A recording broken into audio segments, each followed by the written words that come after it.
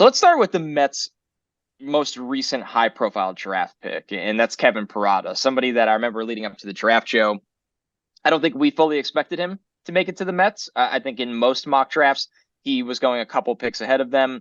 A high-profile bat out of college, a catcher, but I will leave that part to you if you think he's a long-term catcher. But where's your stance right now on Parada, who for a while we looked at and go, this could be the biggest trade chip the Mets have, or this could be at some point the best bat in their entire farm system once Alvarez graduates.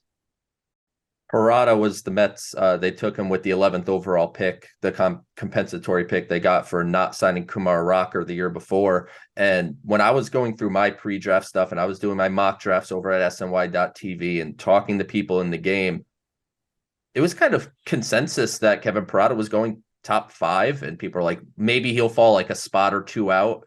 And, he fell a few. And why that happened, I think it's probably a mix of things. One, he was a draft eligible sophomore, which gives you more leverage when you're negotiating a signing bonus. So you don't necessarily have to take under slot at a certain spot if you don't want to, because you have 2 more years of school remaining. Whereas if you're a junior, you have 1 more year. And then as a senior, you basically have no leverage. It's either take what we give you or don't play pro baseball. So he had that kind of leverage. And then on the defensive side, like you mentioned, he does need some work.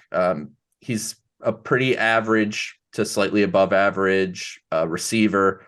The arm needs some work. I mean, he only threw out 12% of runners this year at Georgia Tech. So I don't think throwing is going to be a huge part of his game. But he's a good athlete back there. He's certainly a leader and someone that really knows how to lead a pitching staff. But what you're really buying is the bat. And, maybe long-term it's a different position. I have even heard shortly after the draft that don't be surprised if he's capable of playing left field. Like that's the type of athlete that he is. But the bat is what you're buying. It's plus bat to ball skills. It's well above average power. It's good pitch recognition skills. Like you said, once the likes of Alvarez and Beatty graduate, he could be, the top hitting prospect in the system. And I even wrote in my piece that you could read at SNY.TV. It won't shock me that if we're having this conversation a year from now and Kevin Parada is considered the best catching prospect in all of baseball.